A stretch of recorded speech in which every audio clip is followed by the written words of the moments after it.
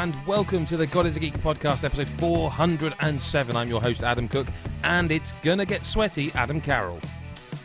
Yes, it will, and I'm delighted I'm wearing a flannel shirt. It might come off later on, but we'll see. Oh. I mean, it's obviously a two-pronged thing because this is both an audio podcast and a video podcast, but, like, it is interesting to me that, like, you are wearing two layers, Adam. I know. I actually... Do you know what? I just hate just wearing... Clothes? I don't like wearing just a t-shirt. Okay, yeah. I'm going to put that out there right now. No, that's fair enough. You may have just seen his face appear on your screen. Back from the wilderness is Gary Bailey. I do look like I've come from the wilderness, don't I? Just little bit. Just come back, just grizzly bear. Like, someone mentioned the Star Wars thing, and it's the more I see you, the more I'm thinking about it. No, not Chewbacca. No, Chris Hyde, you know what I mean, right? Yeah, he's like a Obi-Wan Kenobi. Yeah. I missed it. I should have just like, hello there. I can't remember enough about those films. No, actually, I can. Now you've done that, I can actually remember that. Just, for those who are watching this week, probably need to apologise because at some point someone's going to go like that, and it's just going to be like a pool. And I'm lifting my arm up for the audience. It's going to be a pool of sweat under someone's. Like Chris Hyde, your shirt looks quite thick. Yeah, like I'm wearing quite a flimsy one. Like before the podcast, these buttons were down to here. But it is a little bit thick. But to wear a shirt for work, so I'm like, ugh. Keep the professionalism going for the podcast, but Yeah. Well, let's just get into some games then, because there's quite a lot to talk about, and we've got loads of listener correspondence, and I'm in no way trying to rush the podcast listeners to get us out of our respective saunas that we are all in. It's an interesting concept, isn't it? Like, like an endurance run podcast. But yeah, it's going to get sweaty. Adam Carroll, have you been playing anything you would consider sweaty in any way? Well, nothing sweaty. That's a real shame. But I will. Before we go into the game that I have been playing the most of, I have been playing more Ghost that I quickly just want to mention. Ghost of Tsushima, that is, and that game. Like last week, I had bits and pieces to say, but like this week, it's opened up a bit more for me, and I'm enjoying it more now. Are you into the story anymore? Because that's no. Like, the reason I've not gone back to it is that the story. I'm not feeling it, man. I'm hearing so many different things of what people don't like in terms of like. I've heard people saying the combat's repetitive. I actually think now that I've gotten over the lock-on thing being just not there, I'm starting to enjoy the combat. I'm excited going into battles, and I'm enjoying the skills I'm unlocking, the combos and stuff, and getting it all done. Do you know, it's doing that open world thing that it just takes a bit of time. You have your opening, then you have your kind of dull part of the game early on, and then eventually it just clicks, and you start seeing all the bits and bobs that it has to offer. Which Ghost does. I think it opens up in the first hour, as I said last week, pretty strong in my opinion, enjoyable anyway, and then it just gets a bit kind of like, it just puts itself on the break, and you're like, oh, okay, talk to everyone, and you tell me everything over and over again. But no, story-wise, look, it's fine. It's it's fine. If someone enjoys it, then fantastic. Would you not? And this isn't like me having a go at the game, because I genuinely, every time I have played it, sat down and played it, I really enjoyed my session with it. But the story feels like the weakest part of that game, and that makes no sense. I don't know. It's a hard old theme to. I suppose I don't really think it is. Maybe look, it's just the story isn't really hitting me massively. It's perfectly fine. The main thing that it starts off with story wise, regarding saving a person, I thought that was going to be the whole thing in general. Oh, is it not? Not really. No. Okay. No, it's not. And I have got to Act 2 now and stuff, and I've gotten some new equipment, nothing that's like original as such, but it makes the flow of the game that little bit more enjoyable. But yeah, there's a lot of stuff going on in that game that maybe it doesn't need, like the skill things. I think I said this last week, but the skill stuff and the upgrades, like you can upgrade fucking. I'm surprised you can't upgrade your shoelaces. It's insane. There's so much to just look after. But look, that's just little bits and pieces. I still think the world is cool. It's not really. It's still, from what I've played, it's not like bursting with so much like things to do. Like I'm still just following the casual fox and the bird, and I come across a group of lads and I do the fighting showdown thing. Do they ever say? Standoff. I keep saying showdown.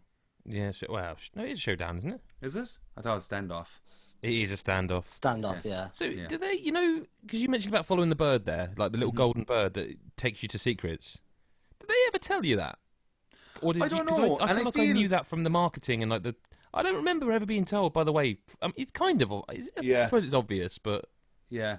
I really don't know. I will say as well that like I've unlocked like 3 out of the 4 stances. Yeah. The stances could be done better.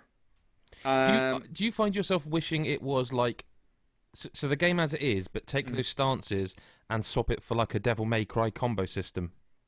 Yeah, maybe. Like, I appreciate what they're trying to do, and I can 100%. see, but like, it's just Neo 2, for example, does stances better. Yeah. You just need to say Ghost is bad, and as I nearly pull my headphone cable out. I just wonder, it's sort of neither one nor the other, is it? Yeah, see, that's the thing, and like when you start getting into a battle, I'm like, or any sort of fight, I just kind of just want to just start hacking and slashing around the place. And yes, you can do that, but if you get like a guy with a shield, you go to the stance that has a shield and you press triangle, and you kind of just repeat that formula within all the enemies, you know? And it's kind of like, easy, don't you think? In ways, yes. But I like that. I feel like I want this to be kind of a combat power fantasy in that respect. I dig that part.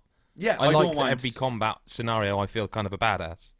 Oh, definitely. Like, I don't want a Sekiro again. Like now, you know. Like we don't need that with like all games just turning into like it has to be super hard. It's like just let me have fun for a while. Although it has made me sort of go, I maybe want to because that game beat me. Sekiro, I'm man enough to say go back to it. Kinda like because it beat me. I got to. It is, I think, very much known as the boss that breaks a lot of people up in the kind of high up in the house. The I want to say his name begins with G. It's been a while. Genichiro, I think that so. One, yeah. And it broke me, and that's where I failed as well. See, to me, right, and this is going off massively, but I think that's a design flaw.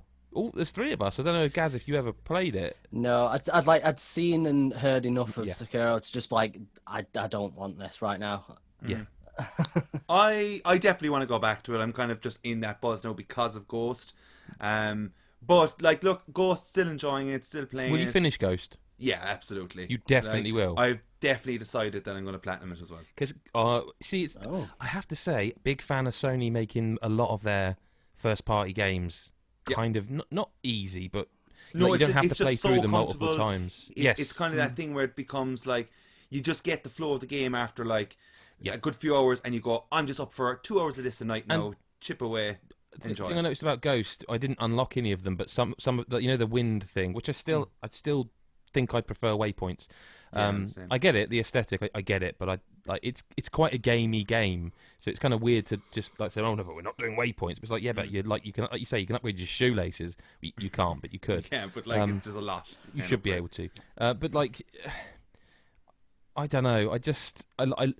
You can literally unlock things that let you follow specific collectibles in that game, can't you? And it is very much a lot of the first party games do this now, where you just you finish it, and that's really all that's required of you. You don't have to play through on ultra difficulty, and you could just like go and like even God of War, like you actually could, and I think I did that last Valkyrie on easy because it's bloody hard. And I really appreciate that they let you, because it's some people really like to get all the trophies and achievements and. Yeah, I'm definitely in with Ghost. It's just very funny every time I play it though, and I'm like going through the world. Like I'll go, I'm doing this mythic tale, or I'm doing this side quest, or I'm doing this main quest, and you'll go along, and I feel like I have to nearly do this because I'm like, don't distract me, don't do this. There's so much. For the listener, that Adam has just justified the video version. He didn't do it. No, he realised he did it the first time. The second time he was riding a horse, but the first time he did it sort of without noticing, just went. like that off just quietly, and he's just justified the whole video, the months of video podcast. Yeah, just the little... like something out of Monty Python. It was brilliant. It was really. He just needed someone with coconuts. Yeah, yeah. No, it's very much. See, that reminds me of Red Dead 2. Yeah, like just wandering the world. It's like, oh, there's a something thing there. or a person or. Yeah. Did also question. It's because Gary, you and Chris haven't played it yet, have you? I've played an hour of Ghost of Tsushima. That's it so far. Question for you, Ad, because you are seemingly further than me now. Are you still in Act 1 or 2 out of interest? I'm in 2 now. Okay, so surely you can answer this. Did they ever tell you that you can hunt? Because I just killed an animal that was attacking me, and I got like a rare whatever pelt it is, and you can use that to upgrade. And it's like, oh, hunting's a thing then. Yeah, like I don't think it. Like, look, we could be wrong here in saying this, but I definitely don't remember that either. I actually kind of got surprised when I was just going through the world, and next week this like paw comes up, and it just starts like the level rises, and you're like, what? And then this is just a bear or like a wolf of some sort, and like the wildlife in the game is actually like really intense. Like they can kill you very quickly. So you kind of have to like be on it with them. But yeah, I don't know. There's things like that the game just throws at you. I feel it's kind of unusual that they won't tell you that, but they tell you like so many other things as well. Like, you know, it's. But look, it's enjoyable. It's doing kind of what I wanted from the game, and yeah, getting through it. But I also have been playing Paper Mario and the Origami King. Why aren't people going mad about this? Because I think this game is amazing. It's probably because people are just like, it's not 1,000 Year Door. I was going to say, do you want a genuine answer? Because that's it. What Gary's just said is it. People are kind of, and I know I will never really comment on other people's reviews, and I didn't read many of them. But one thing I picked up on from like our YouTube comments and stuff on Twitter was that people were appreciating, and this isn't me going, look, I'm such an amazing critic, look at me. But people seem to appreciate that I kind of reviewed this game for what it was and not what it isn't.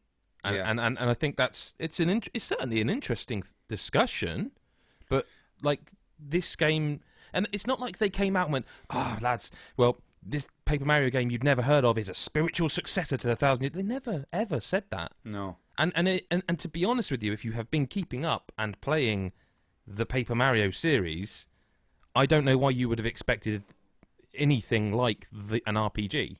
Like, so far from what I've played, and I'm taking it pretty slow because I'll explain why, but this is on par with like 1,000 Year Door for me. This is like the next best Paper Mario game I have played, like, already.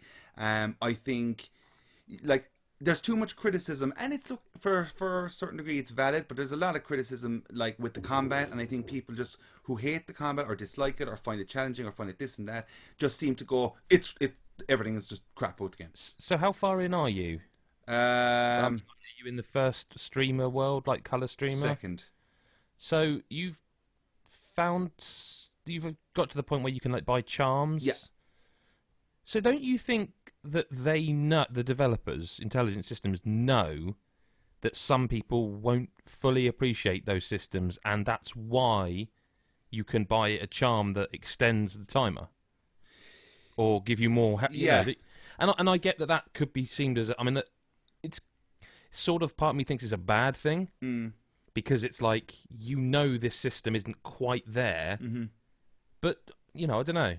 Do you know what's kind of blown my mind really, though, surrounding this game is if we're just going to go on to combat for a second there, is that the system that's like set up, I find it amazing that they've gone for this kind of system for this style of game, because like any kid that sees this game would probably want it if they have a Switch or something. And I think like the actual combat stuff, it's kind of confusing at times. Like it takes a bit like of getting to know what's going on, what you can do. Like the lining up and stuff isn't easy, and it gets quite difficult sometimes, and sometimes they're just a breeze. But like the lining up and the changing around the stuff it's going to be difficult for certain kids, I feel. And on top of that, then to have the timer just going down, like, and you're like, oh, you gotta do this quickly. Like, it's a weird one for Nintendo to create for what I personally will say that I think Origami King is on handheld anyway, the best looking Switch game I've ever played. Like, it's got the best looking water. And this game looks ridiculous. Like, I think this game looks so good. It is so charming. It is like, look, Mario games do this anyway in general, but like this is so funny. Like, even in its visual department, never mind the dialogue, which is just gold for the most part. Like even at an early stage, who had you obviously played it? Chris, are you on this? I have it. I need to start it. Okay. And I will be playing it, but I haven't started it yet. Cool. And Gaz? No, I haven't got it. All right. Okay. Is it your cup? I mean, like, is it your? Are you into it? Like, maybe. Will you, Gaz? It's one of those ones that I might get further down the line. Because it is. It is long. Yeah, it feels surprisingly long. It feels crazy long, along with the fact that like the toads that are everywhere, which I actually really enjoy, and it's really kind of amazing that there's like a little bit of dialogue for each one of them. For and that, by the way, that like, never that's crazy ever stops to the end of the game. I get so much joy out of seeing Mario throw the confetti, like it's just the way he kind of just goes and it's just like this really. You can hold it. Yeah, you can, and you kind of build. By the way, again, I don't remember it says if it tells you that, but you can hold it. It's sort of like, it's joy. It's joy. That's hilarious. But there's like one as you'll notice. Remember at the start when you're going up the tower with Bowser. Yes. All right. I remember like. Oh, you mean right at the start when at the start. And do you know the way he is and stuff? I know I'm being vague now because the lads haven't played and probably listeners haven't played it either. But there's just a line of dialogue where he's like, "I'm using my face, like slow down," like, and it's just that kind of humor within this Mario and a Mario game in general. I've never seen it's just so well written. I think each environment that I walk into just blows my mind. And it will continue to do that right till the very last minute. When you go to that certain town early in the game as well, and the music the music as well. I know you're talking about like this. The music is genuinely probably one of the best soundtracks of the year. It's crazy good. There was one boss battle, I can't remember which one it was, where they properly have slap bass, and it was like, Jesus, this is. They didn't need to bother. Yeah, and they did. But so you're in the second world. Mm-hmm.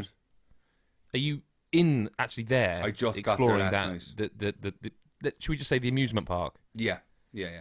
That's amazing. Yeah, it's amazing. But the thing, like, there's so much love again. Not that they're like this. Like, there hasn't been a Paper Mario like this for quite some time, and I feel there's so many hidden little secrets and hidden touches and nods to other previous like Nintendo franchises and things like that you're just like, this is great. And like considering that this wasn't even expected to come out at all. This was just a surprise announcement, and like I feel like has that kind of stinted it a small bit. Like it might have. Did people just go, "Oh, Paper Mario, okay, cool, no, that's all right." Well, is it Ghost of Tsushima did? Yeah, Ghost is like for me. Surprising because you would not think.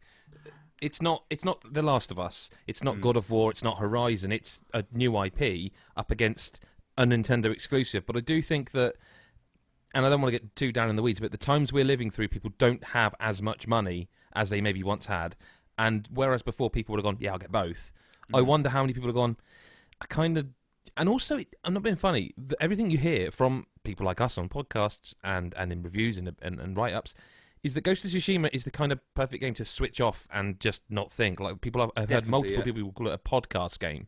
That there may be someone listening to us speak right now while they're playing Ghost of Tsushima, which may... admittedly fuck up their heads a little bit because that would be weird to. So if you're playing Ghost of Tsushima while listening to this right now, press the square button and then jump a bit, and then we're properly Inception. But I wonder if people just really want that kind. Do you remember when Resident Evil 3 remake, which feels like a decade ago, feels so long ago, and I said I really could not play it at that point because it was too close, it was too much. Maybe the opposite of that. I think it's the opposite of Animal Crossing and Doom Eternal on the same day. Yes. Yeah. It's like the reverse of that because Animal Crossing is the game you play on a podcast in the background and all that sort of stuff. So I think it's that again, but it's just the reverse for Nintendo this time around. So I think Paper Mario is the better game. I forget It is one of those things where I'm coming to the point where I can't remember if I've said this on a podcast or just to you, Chris, or to all of you. But the thing that most impressed me about Paper Mario is that like it is a very long game, and yet they create ideas for like the sort of level, if you will, that Adam's on. That idea, the amusement park thing, that's really creative and new. But they do more like that. Like they create these entire new things that they never use again, and that is insane. Like nowadays, if you're playing a game that is like a big open world and they give you a new mechanic, let's say you get a vehicle, for example, that will be like that for the rest of the game. Like I'm thinking like of Horizon. So, for example, once you unlock the ability to, what is it? You can turn the robots into your friends, and you can then actually ride one of them. Then that is a mechanic you can use for the rest of the game because that's cost-effective game development. Whereas Paper Mario does not care about how much time it takes. They create these new ideas repeatedly that you see and you're like, oh, that is so cool, and then you get to the next world, just gone. And that not in a bad way, in a way of no, you did that was fun, and you can go back there and do that if you want, but we're in a new area and we want to give you more new ideas. And I think, Adam, from the boss battles, that's the first thing I would say, that creativity, you're starting to see that in the boss battles, I would think. Yeah, like the pencils or colouring pencils, for example. Like, how do you not smile through that? The whole thing. Well, I think going into it in general, I was kind of going, I'm going to probably really like this game, and it just completely surprised me as I was playing. I was like, holy shit, I'm really liking this game, and like the combat itself, right? Okay, like I understand when people are saying, oh, they don't have the XP situation, or it gets repetitive and it's just tons of coins and stuff. But I don't know. I'm kind of like, I'm fine with it. I'm like, I will say, as you get further in that, the battle stuff, definitely. I'm sure. I'd be amazed if someone said, no, I never got weary of any of the battles ever. Yeah. That would genuinely be like, well, okay, but you know.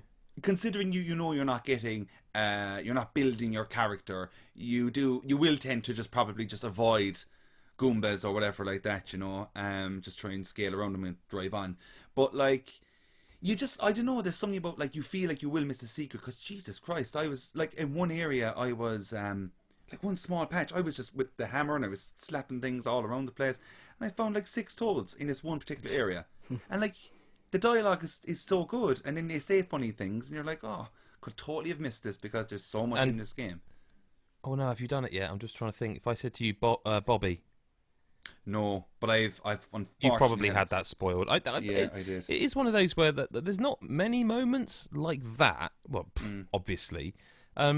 Olivia's amazing, by the way. Olivia's the star of the game. Yeah, she's amazing. I mean, she has to be. Mario doesn't speak. It's weird because, like, you've met obviously you know his brother's Luigi, but you've met Luigi. He's early in the game. Everyone speaks but Mario. Yeah. And I kept feeling like there'll be something. And they never. He just doesn't speak. Everyone else does. The Toads speak. In fact, like I said, Bob-omb speaks. Like everyone speaks, but Mario is mute. Yeah, it's like Half-Life. Yeah, like, people speak directly to Gordon, and he stares at them blankly. No, that's a fair comment. Yeah. Yeah, which they fixed, by the way, in Half-Life Alex, which and that's VR, really? And yet she speaks. She speaks. And that makes sense. She has always spoke, but also you're her. So you think you're moving around, and then you're speaking, and it's coming from. But it actually works. But yeah, it was interesting that I think probably they've had criticism over the years, like you say, that Gordon's spoken to directly. I don't know. I just find it weird that Mario just. And again, I feel like people talk because he does speak, in that he makes noises. He does say, "It's me, I'm Mario," etc., etc. Do you remember on the podcast a long time ago, we had this similar discussion where I asked the question: is Mario actually like a bit of a simpleton? Because all he's ever said in games is like, "Yeah, haha, it's me, Mario." Well, all he does is consume mushrooms, so he's just what does he adult say? Like, brain. What do you expect him to say? Could you imagine everyone else speaks? Can you imagine if they did like a proper X-rated After Dark Mario where they just went, all these little clues in the previous games have just been because he's got some serious problems and we've just been taking the piss for 30 years. Seriously, like, Luigi's his brother, and you can see he's his brother. But is he also his carer? Zelda spoke to Link in Breath of the Wild, and he just stood there just going, look, you should get this by now. I just don't talk. But Link might be a mute.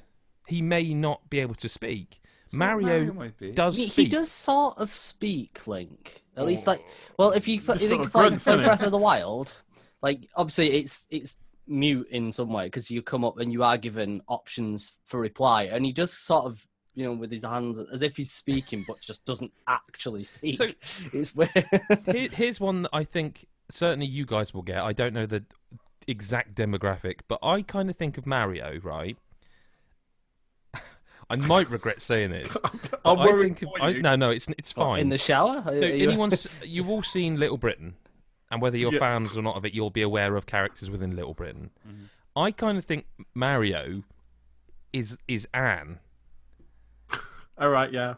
Okay. And Luigi is or I don't know, just if Mario everyone else speaks in a game, you'll find it weird. But he does speak. He does speak like Anne. He literally says, "It's me, Mario." That's the most he speaks. That's all we need. I'm not against it. I'm not here saying Mario should speak in Super Mario Odyssey 2. I want full Mario dialogue every time. I want him having, you know. He said you're like a Mass Effect dialogue wheel from Mario. Yeah. Oh well, now you've said it. In Luigi's Mansion 3, he said night night.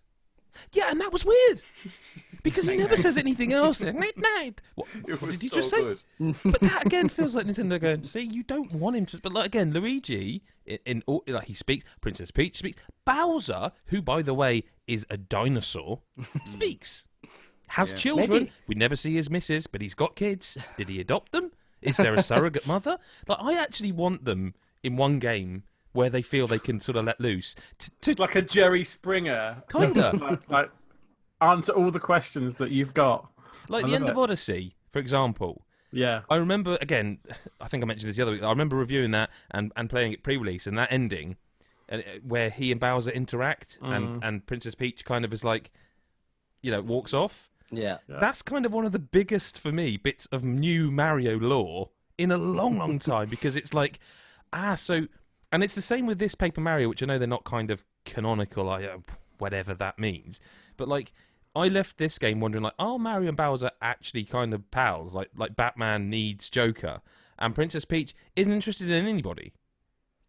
It's I'm funny perhaps overthinking it, Adam. No, but you definitely are. But it's funny you've gotten me going now. But it's funny you say that though, because do Mario and Bowser need each other? Because there is a kind of there is a slight nod to that at the start of Origami.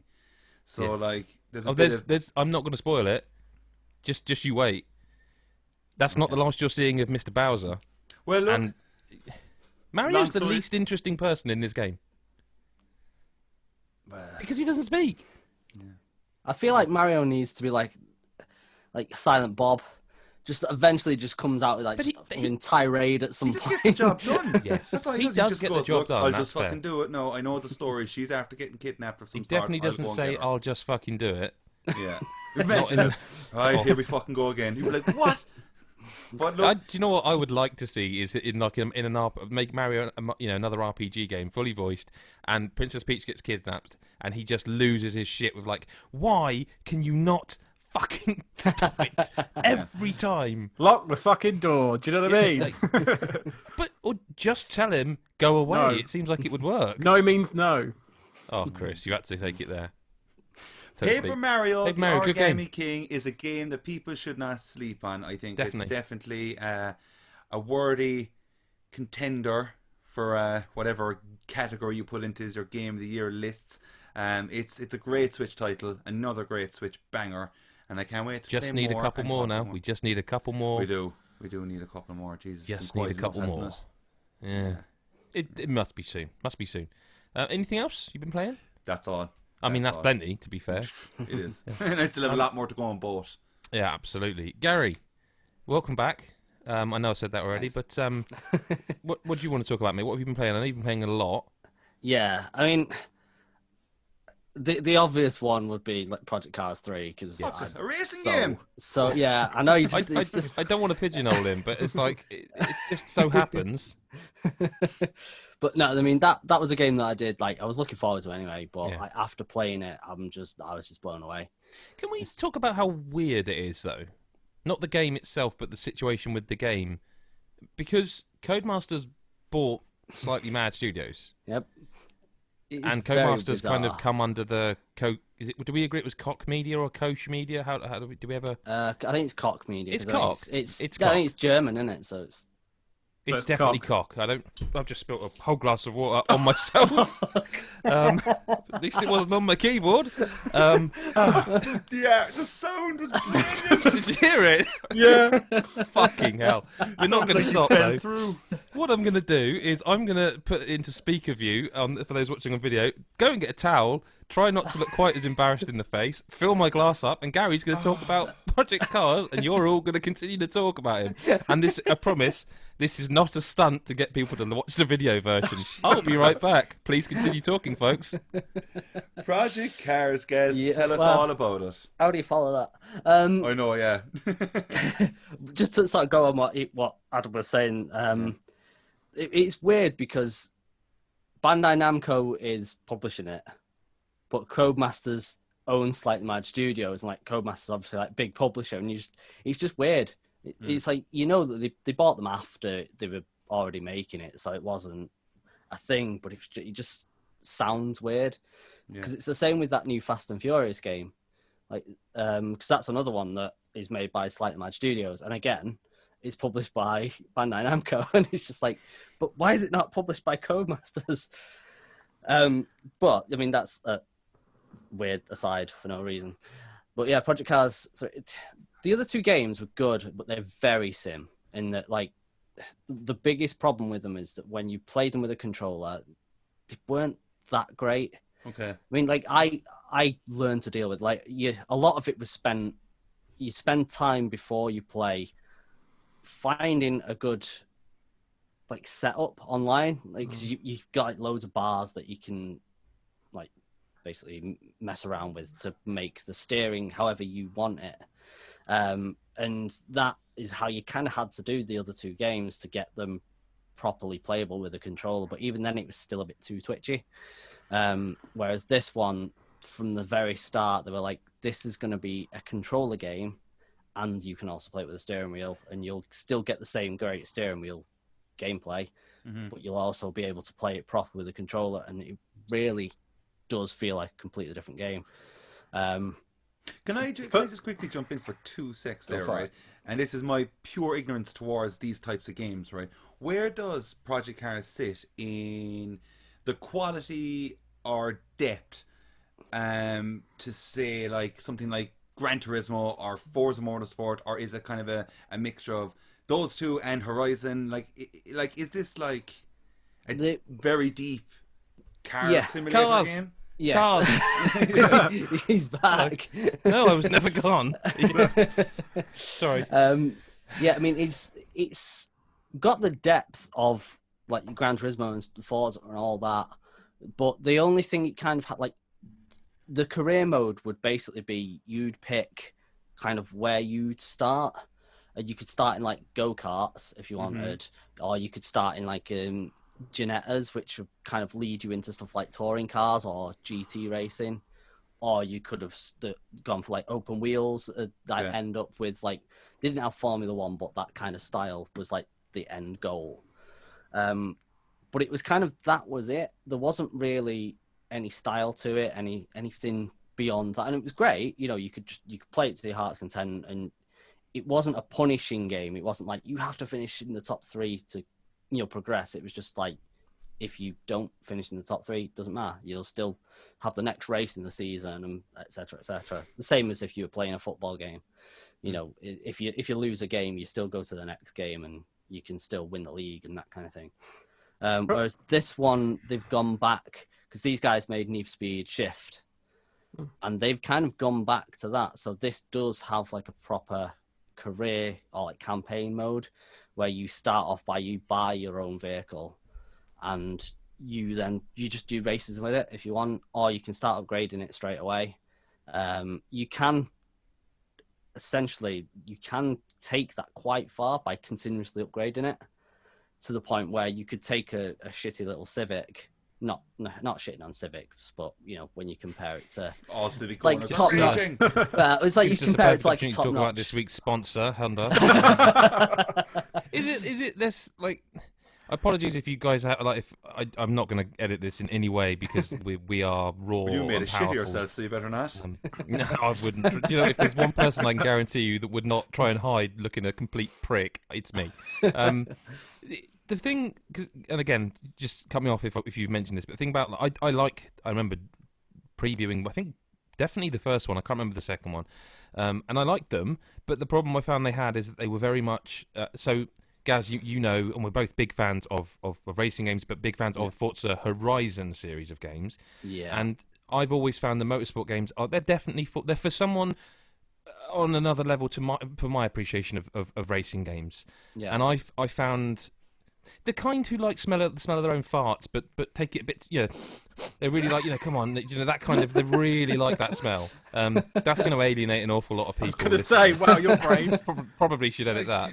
No, but like, it's people that like certain things from their races, because I think for me, I'm actually quite interested in this game. Yeah, I think it's more that people who want a simulation, I think, is more the thing. I'm more interested. No, but it goes beyond that. That's what I'm saying. Like for me, like Forza 8, 7, 8. 7 What's was the the most last recent? one. 7. You sure? Yep. Okay, with that definitely. But the motorsport games, the last few, in fact, and the Project Cars ones are so serious. Yeah. Yeah, they're they're always clinical, aren't they? They're clinical. Yeah. Like, I'm sure it was 7. If not, it was 6. It was like all the white space and the, it's very much the boxes, the white space of the menus and real, and racing should be fun. Like, yes, it should be a simulation. Yeah. But it goes to that thing we talked about a few weeks ago, where like sports games, some of them have gone too simulation based, and that you if you want that in racing, you have the Assetto Corsas, that sort of thing, that it exists. The equivalency is Microsoft Flight Simulator. Do you know what I mean? You have that. Yeah. I want Need for Speed Shift. You mentioning that in the preview, instantly, I was like, oh, hang on. Yeah. Is this A, fun, and is it B, mega serious again, or is it like, because you can have a fun simulation. This, I think. Yeah, I mean, this basically kind of is right in the middle. So you've got, I mean, if you play turn off all the assists and stuff like that, you are going to get a struggle handling some of these cars, and that's the way it should be. That's fine. But if you turn on the assist and you just want, you just want to sit and play and have a laugh, just mess about, you can do that too. It feels more, for lack of a better word, controllable. Because they've give us a comparison then. Not Shift, because that was a modern. No, I would. What does this feel like to play? I would say it's not.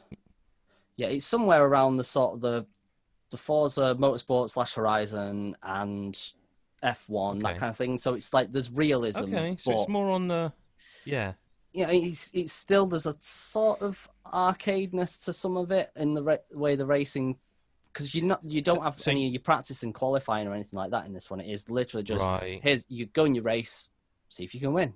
So you and I discussed this around the preview, and now I understand this is going to piss people off. Mm-hmm. Although saying that, I've never known a racing series that pisses people off as much as this one. It's basically because I remember Project Cars 2 people being angry and like. Yeah, it's basically because they want the full track day experience, so they want but that to does go exist elsewhere. I mean, they could just go back and play Project Cars 2, and they've got it. Because this has got a lot of the same tracks, that kind of thing, and a lot of the same cars, or car classes, I should say, because there's newer cars in this one. Yeah. So if they want to do it, they can. They can go back, they can play it, and do all the practicing and qualifying and all that they want. Aren't Slightly Mad doing what you hope every developer does? In that, the thing people always complain about with FIFA is the same as last year's FIFA. Aren't they doing the exact thing you would hope a developer does? We talked about the Forza thing before as well. Where do they go next with Horizon? Do they just do that again? Where do they? Yeah. What's Motorsport going to be when we don't even know if that's a launch, whatever that is? Yeah. Aren't Slightly Mad doing what you would, as a fan of the genre, hope someone going, well, we've done that and we can do that, but we want to do this now? Yeah, because I don't think, people can correct me if I'm wrong, I don't think either of the Project Cars games did extremely well, sales-wise. It's one of those. It's very difficult to know. Yeah, because I mean, I think they were because they're quite niche. Because they are very much for simulation fans, and it's fair to say that they were also both coming out around it because I think we were in the middle of a massive racing game boom. Yeah, like, I've never known so many racing games. These weren't, especially the first one. They weren't quite. It was Gran Turismo. It was Forza. It was and that was not it because there's always been WRC. There's always been TT. Yeah. You know, but you know what I mean. Now there's so many. Yeah. I know lots of people that bought Project Cars. I also know a lot of people that stopped playing Project Cars very quickly after buying it. Yeah. Okay. So I think that's probably. I mean, that's anecdotal, but I can think... understand that. Yeah. Because, I mean, G-Town Steve, from Discord, he's like, we've played a little bit of Forza together. Forza 7. It's like Donald Trump. Sorry. Another reason to watch the video version is Adam now drinks like Donald Trump. Is that how Donald Trump drinks? Yeah, he can't. It's the whole thing about he can't drink with one hand. He has to drink with two hands. Sorry, Gaz. I just... Sorry. More than anything, Professionalism. It's really hot and I've got very little left now. I forgot to do the refill thing. So sorry. Go on, Gaz. Sorry, Gary. But yeah, we've played Forza Motorsport 7 a little bit online. And when I think Project Cars 2 was free at some point on Xbox or PlayStation, one of the two anyway. And yeah, he was asking me what it was like, because I sort of told him how it was, but it's like, give it a go because you might like it. But he was kind of that thing of it's very twitchy. It was a bit of a struggle to control. He just didn't get on with it, which was fair enough. And I think that's what a lot of people did. Like, because the majority, I think, you'd probably agree, is they play a racing game, they're playing it with a controller. It's not everyone plays with a wheel. Yeah. Like the super hardcore, definitely they have like this wheel set up and everything. But I've never got on with wheels, and I have tried. Yeah, I have tried, and I do drive. Yeah. I can't. Do you know the closest I ever got to it? Do you remember the 360? Microsoft the speed wheel released a wireless, and that was way better. That was way better than it. Credit massively! For. I thought it was great. I had a 360 wheel. I've still got it. I don't know where it is, but it's somewhere in this room, hidden under boxes. And the feedback was like violent. Yeah. And I've driven cars. I've not driven cars at high speed, really, but I don't know. Yeah, I mean, I gather a lot of that is fairly realistic from the people that have, that have driven like Le Mans. But if you've never experienced it in real life, you don't know. Yeah, you're not going to be able to say that bit of snap of steering that means that your rear wheels are going. That kind of thing. I found it violent. It was like fucking hell, it really whereas back, and this is cool, but I mean, because I use my Xbox One controller with Project Cars when playing it, and playing it was you can tell, you can feel the trigger going, the rumble in the trigger, and it's like, right, okay, I need to let off the accelerator because my rear wheels are starting to come out, that kind of thing. Same with F1. F1's really good for it, actually. You can really feel. Does that stuff work on PC as well then? Because I kind of assumed it was Xbox. I mean, it does, but it's less. Because it's more of just a standard rumble, but you can still feel it through the triggers, if that makes sense. Talking racing games, right? I've got a question for you. I've been thinking about this a while recently, right? Because I genuinely think there are, and again, I really do feel like we are in a massive boom, and it's brilliant because it means you've got lots of choice. So with sports, like FIFA has your Be a Pro or your clubs mode, like Chris. I nearly called you Chris Hyde. I don't need you. You're only Chris here. Chris, I know you've played a lot of that, and I have over the years, and that's a great mode for you to get together with your mates and you literally create your team. And I noticed similar features starting to pop up in racing games. Like GT Sport, I'm pretty sure had that. Something similar. Obviously not clubs mode, but no, I think it was club. Drive Club. Of course, it was Drive Club. Mm. Yeah. What would be your go-to for if you and a couple of pals, or the four of us, were to play a racer kind of together? And the sort of addendum, why would it be that? I mean, for that, I think it'd be Horizon 4. Because of the raids or whatever. Yeah. Oh well. Also, to be fair, any of the Horizon games, but mainly 3 or 4, because they're just fun to drive. You're just driving around and you just get into various races, and you are. I forget on 3, but 4, it's like if you race with your friends, you can do it as just like a co-op race as well. So if if you like one of you wins and the others are like at the back, it just sort of brings all the points together, and you can still have won like the entire race sort of thing. We should do this sometime. Like Burnout Paradise, was that not on like one of the free server, the one games with gold, or was that not like the remastered version on Game Pass or something? I genuinely PlayStation Plus. It must have been. But like, yeah, I mean, the thing is, whenever we talk racing games, man, the only thing that comes to mind is how much I would give for a Blur 2. So. The amount of nights me and my friends spent on GT5, just shuffle racing, just constantly smashing the heck out of each other, going around Daytona, not racing line, not giving each other space, just there are no rules. If you get over the line first, then you win, and it's just so much fun. Yeah. And when they took all that, that kind of thing. When they took that out of GT6, I was like, nah, I'm done. I really hope it comes back in GT7 because I've got a lot of friends that play PlayStation, so if I could do that, then I'd be up for that kind of thing. With racing, I have the same racing games. I have the same problem I have with fighting games now, in that they're not so much now, but for a long time there were quite a lot of fighting games come out, and it's like you need to kind of pick one, get good at it, get some cars or some fighters you're good with, and then so like with Tekken 7. No doubt that is a phenomenal game, but I was playing Street Fighter and I was playing Dragon Ball Fighters, and every time I think about a racing, I was literally thinking as you were talking about racing games, like, I might download GT Sport, which by the way I think is like 100 gig now. It's massive. Yeah. I think that's now the biggest game on my hard drive. It's got like that and Modern Warfare are fighting for the space, but like it's a huge game. Which, like again with racing games now, it's like which one. I don't know. It's perhaps it's a tough one. Mario Kart, yeah. But that's the thing, because there is the racing genre. I think is at least one of the ones with the most variety, because you've got Mario Kart, and then you've got stuff like say Assetto Corsa if you want like the super serious stuff. You've got stuff like Grid if you want to play something a little bit more arcadey. Although on that note, I would love a new Project Gotham. Yeah, we mentioned that the other week, and it's like. Before the Xbox stream, it's like imagine if they did that, and they put Geometry Wars 4 in there. It's just I think that's Project Gotham's a series that's just dead now. I think because it's gone. Because of Forza Horizon, that's the one that's basically killed any chance of Project Gotham coming back. It's gone. I keep stopping myself from saying Project Cars now. I'm trying to say Project Gotham.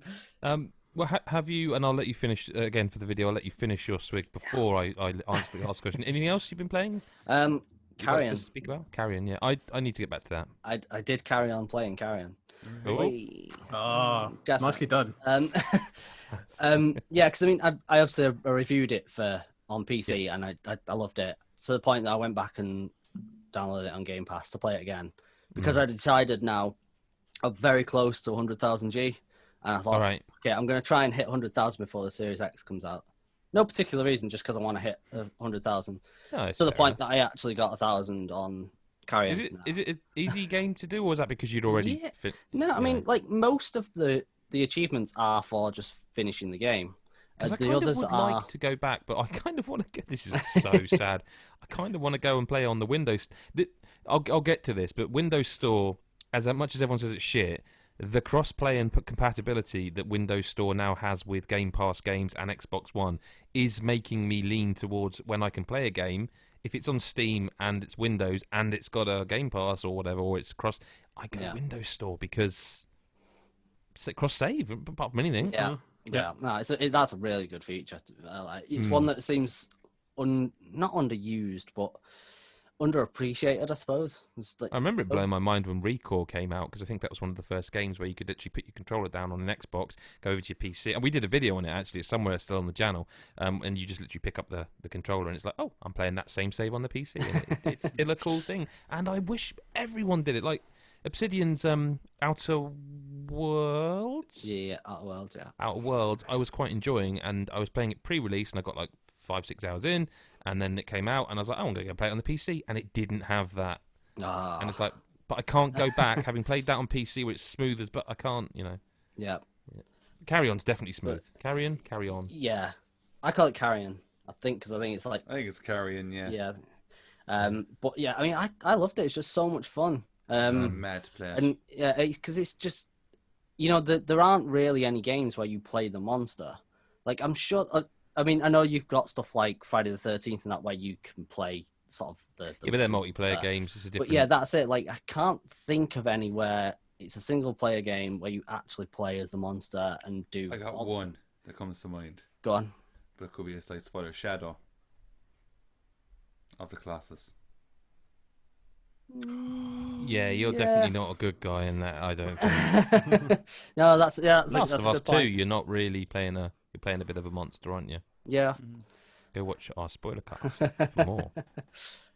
Much better game than I expected. Just to be fair. Yeah. Don't upset anyone. No, Not here. no. Honestly, like I don't get the hate for that game. Like I've heard like so many people like complaining about it, but I. Let's get back to Carrion, right? Question about that. Yeah. I don't recall if you mentioned it in the review, so apologies if you did. It was just something Mick said to me yesterday, or Mick Fraser, and he said, "I really wish this game had a map." And the reason it hasn't got a map is because you're a monster and you wouldn't have a map. Yeah, that's true. Yeah, I would play. I think I'd have finished it if it had a map because it was quickly realised. I think it was one of the negatives I gave for it because it was sure. That was one of the things like when I was like I'm gonna do the 1000G and it's like right because you've got to get like I don't know if you remember when you get like your abilities you get them from like the canisters. Like you smash open a canister. Some of that early stuff's fairly confusing. Yeah. Going into the whole things and stuff. It's like, I'm not sure what's going on. Yeah, because I mean, there's a lot of because I think it must be you are a monster. Like you just figure it out. We're not going to tell you because you're gonna It does kind of make sense. Like by the end, you're like, right, okay, that's why you weren't telling me because of this. Okay. But that makes me want to play it more. That there is actually a narrative, so to speak. Yeah, because I mean, it's nice because the bit where like I don't know if you got to it, where you go into the machine and it shows you like from a human perspective. Yes, that's the really flashback. Weird because like controlling them is bad. Oh, it's awkward. Yeah, it's very awkward. But it's fun later. Just okay. As a teaser. Again, that's it's not long, is it? Like no, because I think for me, even getting the 1000G, I mean, I think it was probably 8 to 10 hours to get the 1000G. That sounds great. That sounds really great. Yeah, because like I say, most of them are just for just going through the story, and then the others are for finding the extra canisters, which sort of just improve your abilities a bit. And that sounds great. I'm down with that. I think there's 9 of them. And you get an achievement for every 3, basically, that you find. And yeah, I mean, it's just so much fun. You never get tired of just throwing humans around. Yeah. And just, I mean, it's a bit grim because they do scream a lot. When I first started playing it, I found it was like, ooh, the sound effects and what I'm doing, this is a little bit, I'm not sure. But you desensitize pretty quickly. Yeah, because you really, I mean, the sort of the 2D pixelated visuals quickly sort of go, they're just, because it looks a bit like Flashback. They made a game called Butcher, didn't they?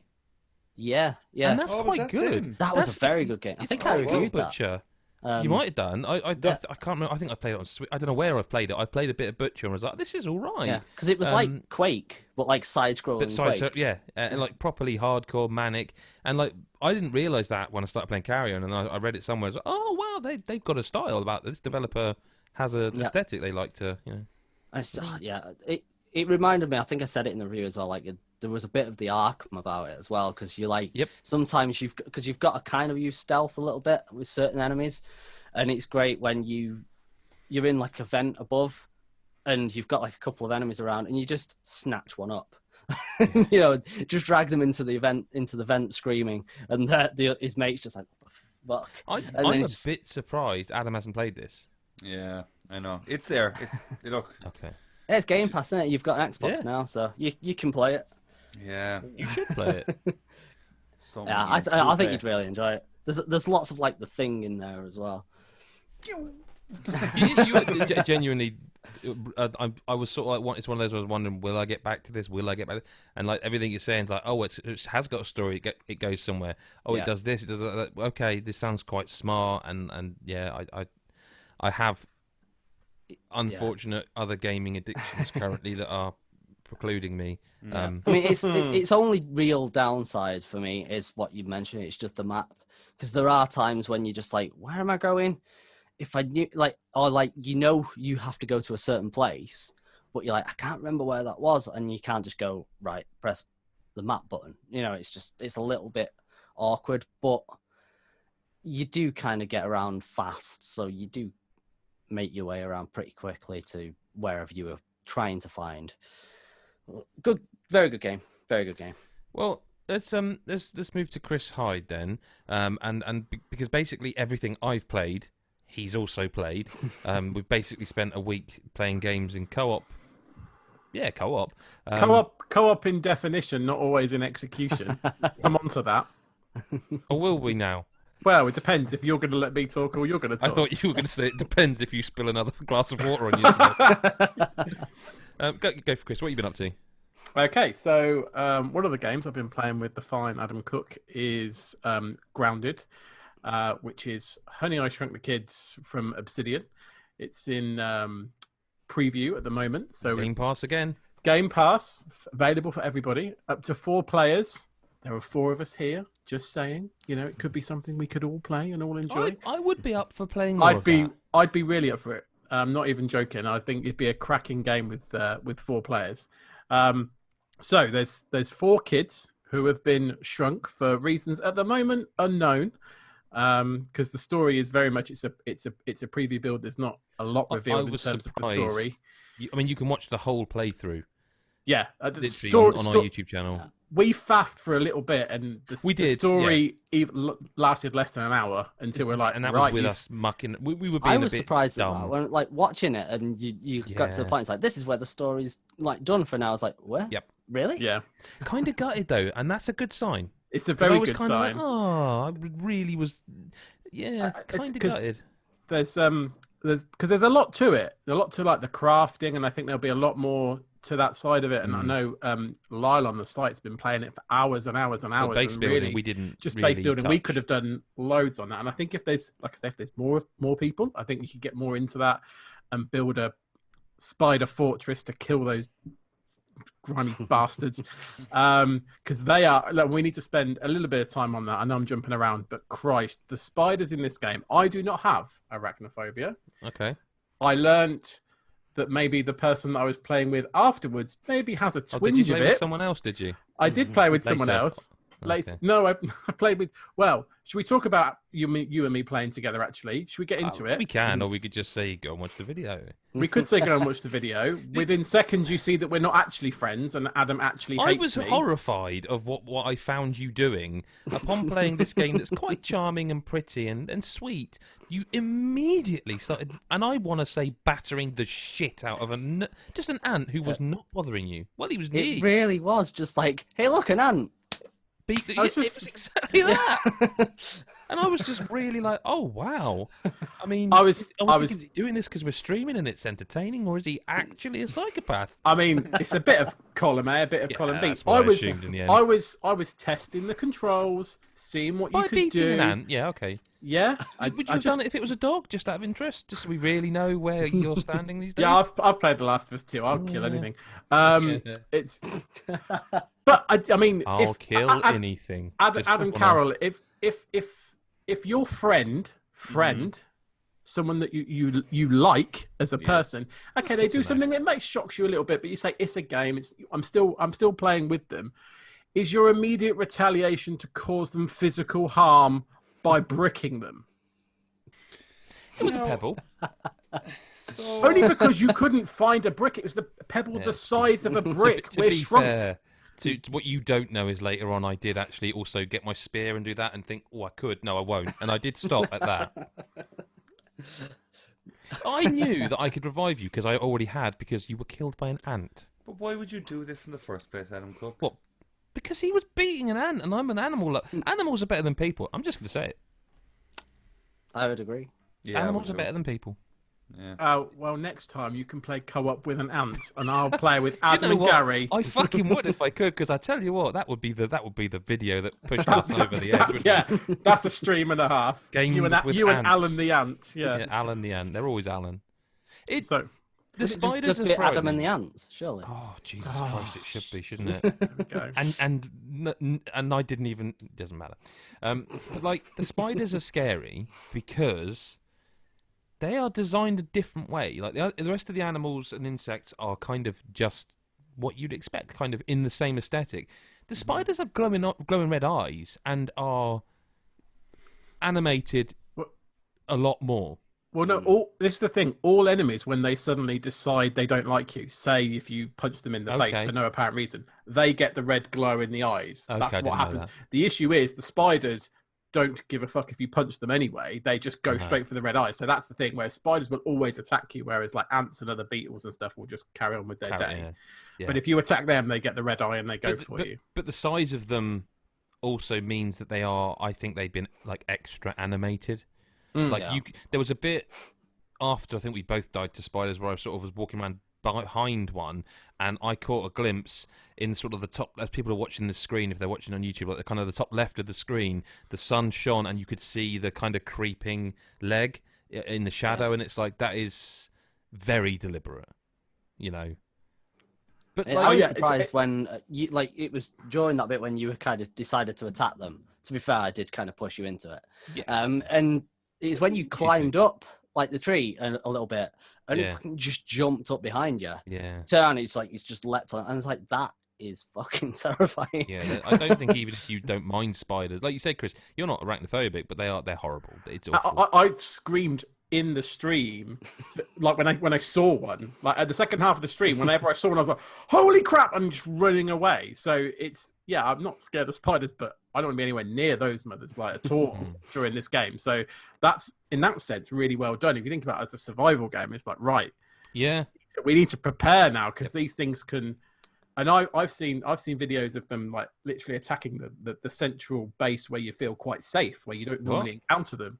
Yeah, the little plastic glass box thing. Adam no longer wants to play this game. Like, I imagine people have had to draw them towards it, whatever. But I guess the point is, you're going to have to in the main game, really think about defense rather than just going on missions and fetch quests and stuff like that. So, I'm really up for this game, though. I think it's going to be something that could be really fun with a few people. Do you think the preview program's helped or harmed it? Because it's helped in that I'm more interested than I was, but also, like, I probably, unless we decide we're going to play it one day, won't touch this now until I would say it's finished, because I don't want them to add like another 45 minutes of story and play through it episodically. It feels like a demo, because I wonder how much bigger the world is. Yeah, that's the thing for me, and I think I said it on the stream. It feels small, so I wonder what they're going to make you do that creates the variety in the game. I'd say teleporting is going to be a thing, because the way the sciencey nature of it, I would say it could be, and I don't know how much depth there is to things. Right, like you could have gone down a lot further than we did. It also feels to me like there should be some sort of upgrading for your character rather than equipping armor. I feel like those science points that you get should be actually able to upgrade your strength. I feel like that. I don't know. Maybe I just like that in games, but I feel like it maybe needs. Yeah, I mean, not everyone's going to want to like craft this armor and these shoes and this hat to make your.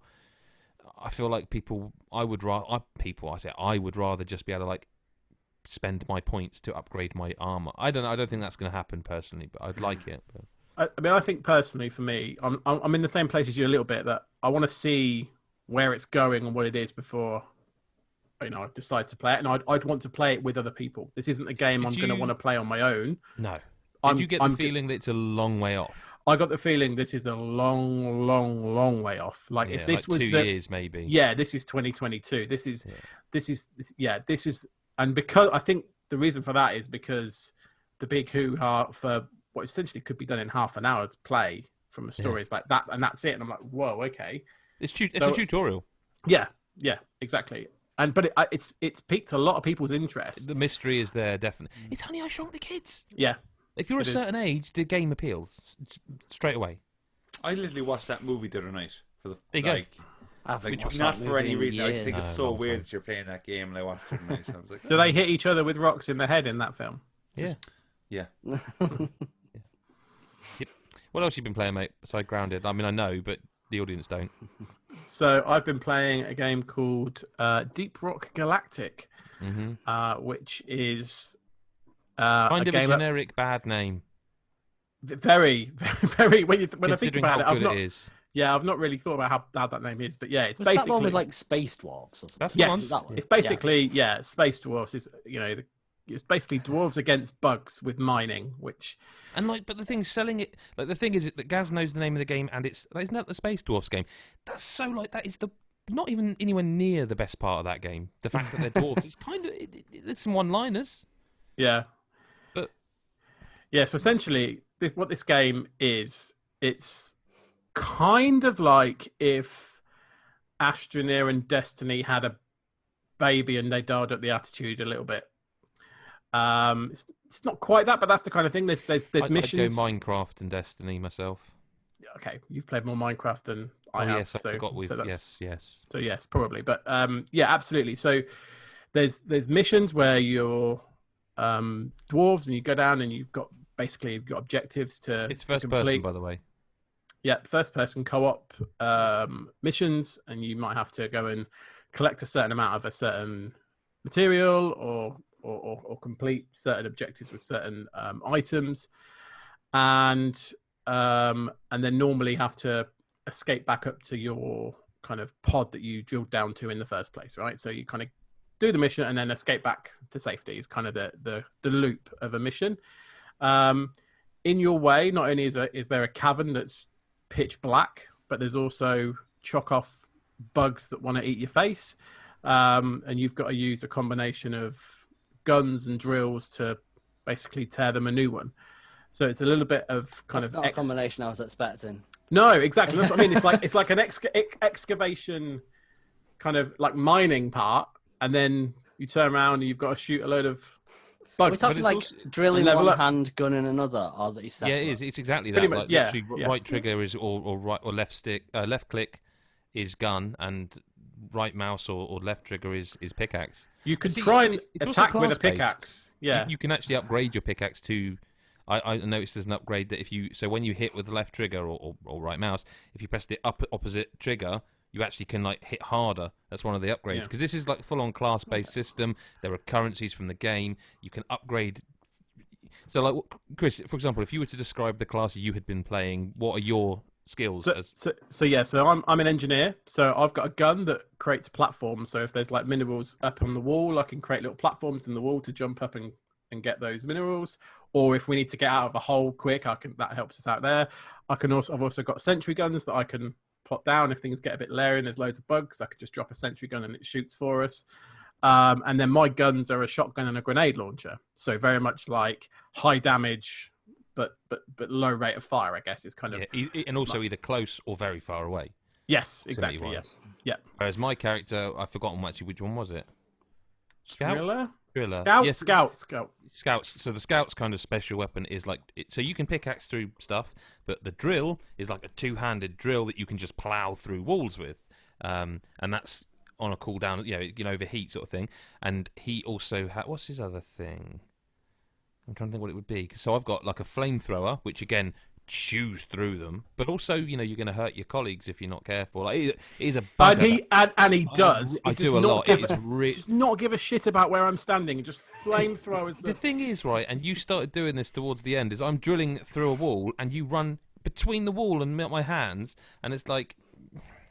His favourite thing, while we're on the subject of him killing me, his favourite thing is to call in an airdrop, which I don't know how it happens because we're underground, but you call in a supply drop, and it just drops this massive metal canister onto the ground, and you can refill like ammo and stuff. Bit like just drops down, and there's a little timer, and then it just drops down. His favourite game is to drop that on my head, instantly killing me. That's his favourite game, and he keeps doing it. And I'm sorry, no, I have to defend myself. The game visibly has a sort of holographic version of the drop thing where it's going to land. Like a glowing holographic glyph that says it's going to land here. I don't feel that by me saying I've called in a drop pod and the game then showing the drop pod, I'm responsible for you running into a holographic glyph and. I mean, what he negates to say is obviously at this point, I'm on fire because he's just flamethrowing me, so I can't see anything. Yeah. But again, you run into the. This game is amazing. It's great. This game's like absolutely amazing. Again, 4-player co-op and like desperate to try because of the classes. Like one of them has got like a grapple gun, and one of them is just a gunner with like a massive, great, machine gun, I suppose. They've all got really and like every element of this feels fine-tuned. All the levels are procedural, and there's like different objective. Like you can go on and just the one where you have to collect X amount of. I forget it was malachite or something. One is like go on an egg hunt. There are all these types of missions. It's brilliant. It's been in early access, but it's out now on PC, Steam, Windows Store, and Xbox. And again, I bought it on Windows Store because it meant I can cross-play with people on Xbox. It's brilliant. It's so good. Cool. It's got that feeling of like I just want to play one more mission. The time, and we keep doing it. We go, have we got time for one more? And we did just one more, but we did it anyway. Yeah, so good that game. It's really addictive, and it's got more depth than you think it has when you first start playing it, and then you go, oh, and we haven't even unlocked half the stuff. You can get promotions and stuff that we haven't even considered yet. We haven't Each even class seen. players can be upgraded level wise. Yeah. So like I've got a level 5, whatever we call it, driller, but I haven't touched the other classes. But we will talk about this game more in the weeks to come. Let's do some listener correspondence, Chris. I also, by the way, I should say I've started No Man's Sky again, but I'm not going to talk about it this week because I need to see if, come a week's time, I am still playing No Man's Sky again because it's really impressed me, but I don't know if it's hooked me to keep going back. Cause Did you go PC with that one? Yes, Windows Store. Nice. Well, again, I wasn't sure whether you're doing that or whether you're just going. No, it's on Game. It's on Game Pass, so it's like again, both. Yeah, play it. It's massive, scarily big. We'll talk about it another week. Let's do a couple of listener correspondences, and then we'll call it a podcast. So, ROTMM, Darren on Twitter says, Adam Carroll, should Xbox drop couch co-op in games like Halo and Gears? I had a brief conversation with Paul Roshinsky, formerly Evolution, about this, and he said it's needed as it's a Halo staple. I said it's a waste of dev resources and rendering budget in 2020. So, Gears and Halo have all got like still split screen. Yeah. Basically. Difficult one really because I don't actually personally know the percentage of people that are playing those types of games. Like, to give devil's advocate, they just announced Battletoads, whatever it's called, the new one is coming August to Game Pass, and it's couch co-op, and I was like, and it's not, and it's like in 2020, in the middle of a pandemic, you decided to put this game out now, or as good as, and not just go. We'll wait a couple of months or whatever it takes, and we'll have online in it. I don't know many people who play 3-player co-op or split screen. Yeah, I don't know. It's a hard one. I don't think it's needed anymore, personally. But are we going to get told off because we're not? It's not accessibility, is it? If you can't, I think it's brutal to can it though. I take the point that it must be a low percentage rate of people that play those games. Local multiplayer. I get that. I get the point that he's making. Absolutely. But I just feel like to say, get rid of it all from those games. That feels too far, I feel. Like, especially when you think of the Switch. You know, like that has got couch co-op or just couch multiplayer. Like, but that also has Joy controllers you can take off of it and play. And can I just also throw in that, like, is it down to the type of game? Like, I know it's not to discredit the likes of Halo or Gears, but like, I can't really find the right words here, but how many people truly are going to sit down with all the games they can play a couch co-op and be like, Halo? Not to discredit something like that, but like... Well, Fortnite's got it now as well, so it's kind of something that people must, or some people must want anyway. Although I will say that is a weird one. I've played Fortnite co-op, and I don't know if any of you have tried it. Split screen, I should say. But I've seen it. So you've seen that for some reason they have a big portrait of your player on one side of the screen. Yes. So, which is just bizarre because you've just basically about 30% of your already diminished screen that will real be estate about rendering. is gone. that will be about rendering and resolution and frame rate. Like, they obviously cannot have it any larger and keep the performance. I would guess. Yeah. It's a performance. It's the. I don't. I'm kind of with Darren, but then I don't play split screen, so I feel like me saying that is a bit unfair. It's a really. I think it should stay in certain games. It doesn't need to always be there. But it depends how much it is in terms of resources. Yeah, I mean, if it's not really much, then yeah, have it. Or if it's it just seems something much, then like with the advent of Xbox Live, with people playing games online all the time. Yeah. I don't know. I'd love to see the numbers. I would love to see the numbers that prove X amount of people play split screen. There must be enough if Microsoft and co. Yeah. You know, but yeah, I don't think it's one we can answer. Really, it's interesting, but without the numbers in front of us. Let's just do one more question then. Thomas wants to know. We'll go to you, Adam, again. What does the team think about the possible price of next-gen games? Are these placeholder prices likely, or will prices stabilise once the consoles are finally out in the wild? And this is, I guess, related to like 2K saying they're going to cost like $70, $80, whereas other devs have now said, publishers, have said like, no, it's still going to be 60. Like for me here, it's €70, right? Right, and that's like a premium, The Last of Us 2. No, that's just standard. Yeah, but I mean that's like for a full price game. Sorry, I should have said full price game. The edition.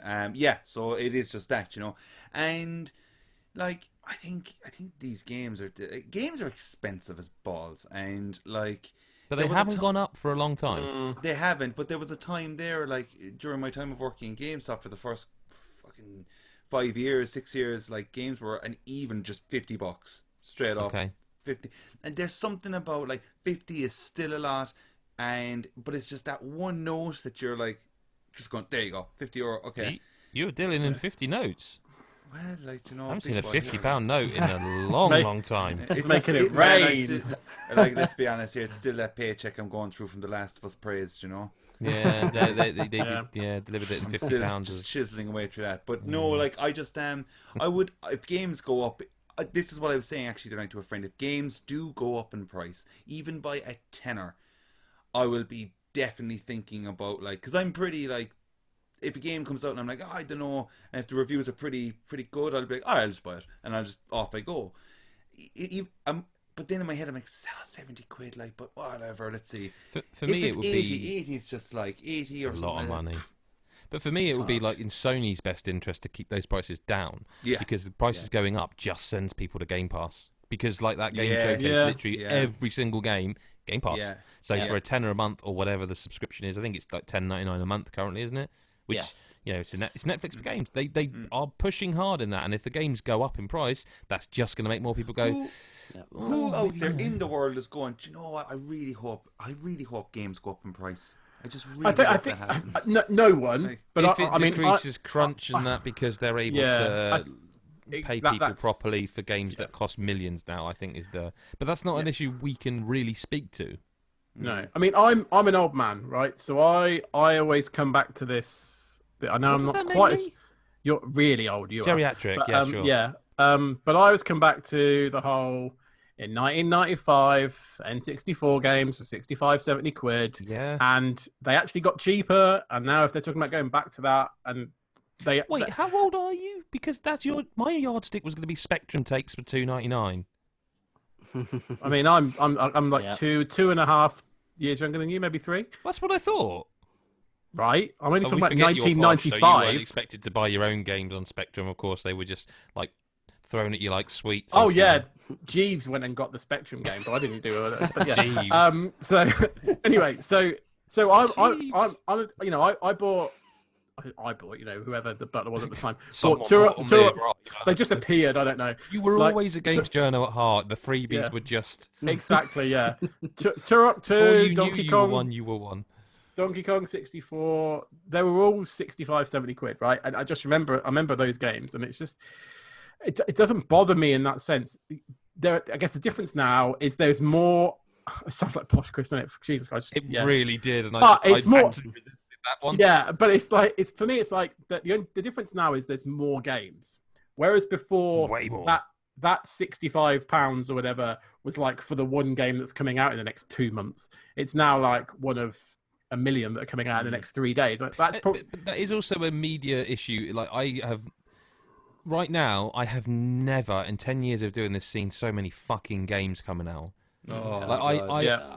We don't cover some of them. We can't. Nobody could. No. Like I don't remember the day. Like I reckon 5 codes minimum per day are in my inbox, which means 5 games are coming out either on that day or a few days from now, or have come out, or in a week's time, and that's every day. Yeah. If you play PC games, for example, no, that's not even. If you play any games, because like these games, these small games people have hardly heard of, appear on all these consoles now, and Switch as well. Yeah.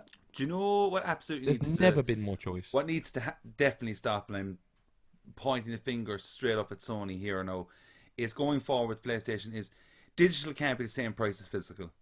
It just can't be. I don't see Xbox do it too. Well, Xbox do it the other way actually, don't they? They just can't. It just doesn't. Like all this, it's gotta stop. It's kind of a different conversation, I guess. But you know, the whole pre-order incentives and stuff like that you go for in digital, and play it at midnight and all this shit. Like, you know, it's just crap. Like, it's still 70 quid. I'm like, if I was in the business side of things, ads. Do you know what I'd do? I would, as a first-party holder, I would put the price of a physical copy of a game up, and I would price the digital version lower, because that then pushes people properly into my ecosystem, because they go, well, I'm buying the download, and it's there on my system.